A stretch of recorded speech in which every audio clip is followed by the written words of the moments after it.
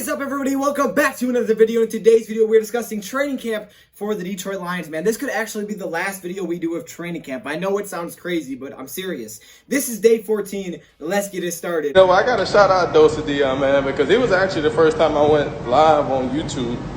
And, you know, guys don't know DoseOfDion. He put out a lot of good content for the Detroit Lions. Welcome everybody to another video. Glad you guys are here, and we are back once again to discuss some Detroit Lions training camp. Today was the last day we're going to get a live show for Lions training camp on the Lions YouTube channel, which is obviously kind of unfortunate, but it's actually better news because that means the season is that close. As you guys can see, 10 days, literally 10 days, and the Lions will be kicking off in 7 days, an exact week from now. In just a few hours, that's going to say 6.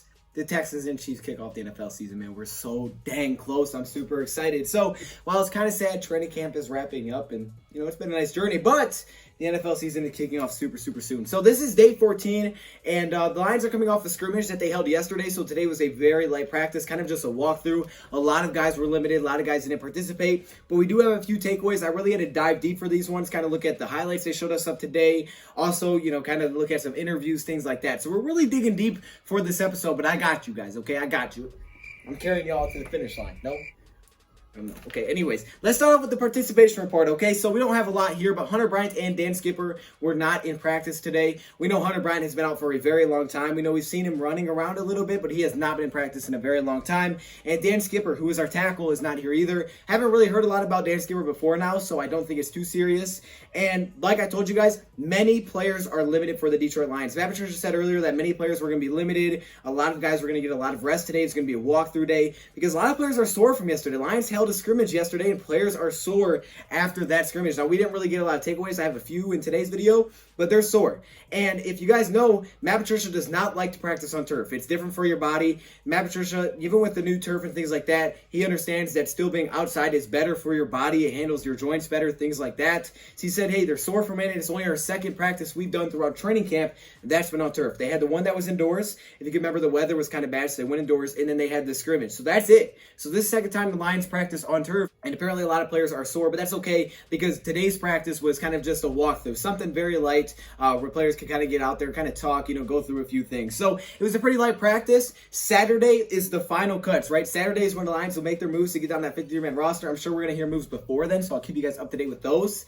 And then next week, the Lions are going to start game planning for the NFL season, man. I mean, this is crazy. We're so darn close. I'm super excited. Matt Patricia talked about the 53-man roster cuts that are coming out, and he said, yeah, he hates it. He said it's the worst time to see all these guys get cut, things like that. Guys get waived, released, however you want to say it. Yeah, it's a terrible time. I mean, it really is. We're going to see some surprising players on here. We're going to see players that maybe you guys like that aren't going to make the team. Same with me. Maybe a guy that I really liked and he won't make the team. So it's super unfortunate at the time, but obviously every NFL team has to do it. There's some new rules this year with the roster, but we're not really going to get into that. So what we're going to go through is some of the interviews that we got to see. We got to hear from two players after today's training camp. That was Jesse James, who we haven't heard a lot about in training camp, which was great, and also Jalen Reeves-Maybin. Now, it was supposed to be Darryl Roberts, I guess, but he didn't show up. It just ended. I was like, oh, okay, Darryl Roberts was busy, man. He might have dipped with Chick-fil-A or something. I don't know. Hey, you do you, Darryl Roberts. Let's start off with Jesse James. Now, Jesse James touched on last season, and we know Jesse James is not great. And I'm sure a lot of that had to do with, you know, first year kind of getting implemented. And, you know, he was a big run blocker kind of guy for us. He was a big pass blocking and run blocking tight end.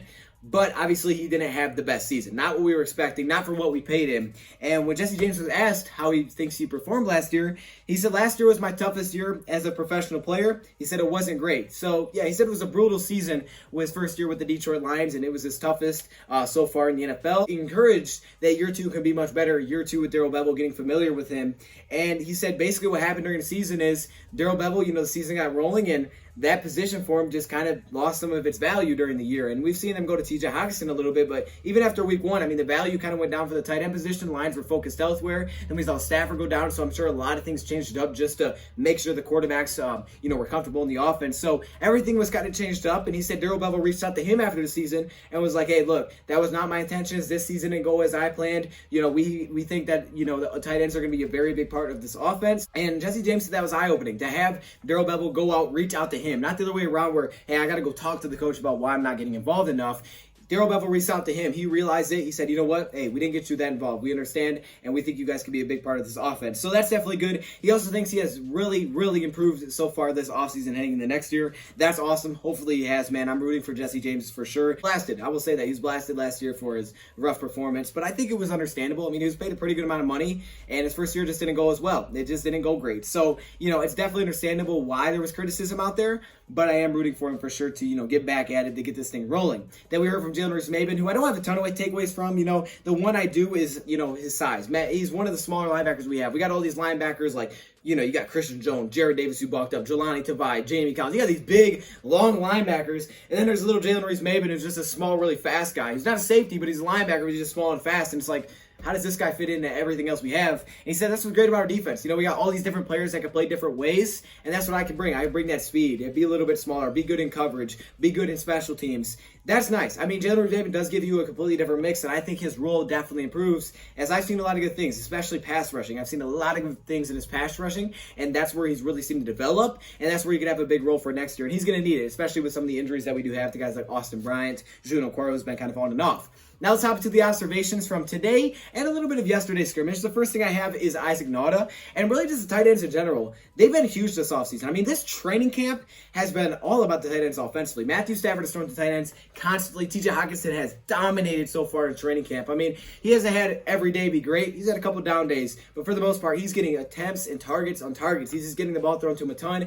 Isaac Nauta has become recently kind of a end zone threat. He's had a couple of touchdown grabs. Jesse James had a touchdown grab. These tight ends are really getting involved in this offense. And Darrell Bevell, yeah, he probably did mean it. When he's looking at this, he's probably like, hey, we got to get these guys more involved. And while it's going to be hard to get everybody involved, he definitely wants to give them some more targets, some more touches. And a healthy TJ Hockenson and, year two Jesse James can definitely help. Same thing with Isaac Nauta, who coming out of college, Isaac Nauta was known to have possibly the best hands in college football. And we just didn't see that in year one. But what I've seen from him in training camp is he's really starting to pick it up. I think he makes the team, and with the Hunter Bryant injury that's been lingering for a very long time, I think that improves his odds, but we'll see what happens with Hunter Bryant. Hopefully he can get healthy very, very soon. Next up, the secondary. I think the secondary as a whole is really tightened up. They got way better in their man coverage. Still not perfect. It's not going to be, especially against these weapons, but it's gotten better. I would say early in camp, it was a little bit of a struggle across the board. It was like, oh, this is not good. This is not good at all. But they've started to figure it out. I feel like it's starting to slow down, especially some of these younger guys. Will Harris starting to come into his own a little bit. Hasn't been perfect, right? He's definitely struggled with tight ends, but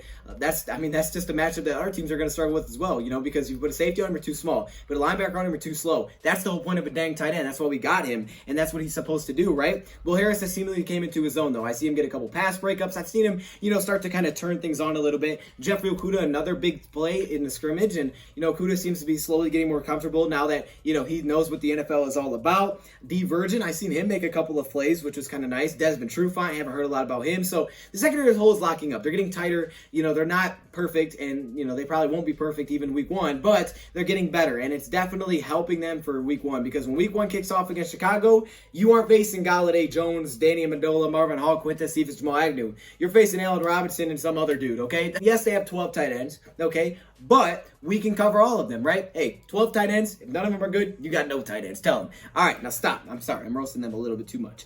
Moving on to Kerryon Johnson. Kerryon Johnson, Lions running back, man, he looks ready to go. Kerryon is ready to play some football and ready to bounce back from last season. I just did a video on Darrell Bevell and Matthew Stafford. Go check it out, please. I think it's really interesting on Darrell Bevell and how this offense could look next season. But specifically Kerryon Johnson, who, again, another injury last year kind of shortened that season. But he wasn't playing that well when he was healthy. However, we know what he did his rookie year. And what we're seeing so far in training camp is he's out there to make money, right? He's out there to go play. And Kerryon has the skill set. I mean, people really don't even think this guy's skilled. And I know he doesn't put out these workout videos, but, he doesn't do that. He doesn't need to do that to know that he's working out. As an NFL player, of course, he's working out. Heck, I work out, and I'm not a dang NFL player. Now, you may not be able to see it, but I do, okay? So but that's what I'm saying, man. Kerryon Johnson, he's out there popping people, man. You can hear the pads popping, hitting those holes hard, man. He just looks ready to go. He looks juiced. And he's got a lot of opportunities with guys like Swift and stuff like that, really limited so far through training camp. Oruwari had an interception in the scrimmage, or at least, with the second team. I mean, it looked like Amani, he had an interception. I think Chase Daniel took a shot to the running back. It looked like Ty Johnson. And Amani came up with the pick. So Amani still continuing his great play. I mean, guys, it's really becoming a normal thing here. And when Kerryon said he looks like a seasoned vet, well, he keeps making plays like a seasoned vet would, and that's what's awesome. Stafford continues to be, Matthew Stafford, he continues to be great. I guess he was 10 for 12 and 2 touchdowns. What are you gonna do with that? Someone said, hey, have you heard anything about Kenny? Yeah, I've heard something about Kenny. That's all I've heard about, man. That's all you see. Go watch the highlights. I mean, Kenny Galladay's out there dominating. Hey, good luck. That's all I can say. Good luck. Take him. Good luck. Hello? Oh, yeah, you want a cheeseburger? I will kill you. No, we don't deliver. Good luck. Yo, I gotta stop. Four tight ends have really started to step into a big role here. Prater is our kicker. I know this is breaking news, but Matt Prater looks to be our kicker for the next season. Yeah. You're welcome. Moving down, Jared Davis. Jared Davis continues to make plays, and I see him playing both on the inside and the outside. Definitely against the run, he's exploding. We know he can get to the quarterback. You know he's fast off the snap, and you can line him up pretty much anywhere. I think we'll get more outside snaps from him, but he's still taking snaps on the inside, still getting back there through the quarterback. Jared Davis still showing off that incredible athleticism, and that's probably his best trait, to be honest with you, as a linebacker. There's definitely things he has to polish, but his athleticism is really something he can't teach. And the Lions said they want to be part of the future. We'll see if he can prove that this year because his fifth-year option was already declined.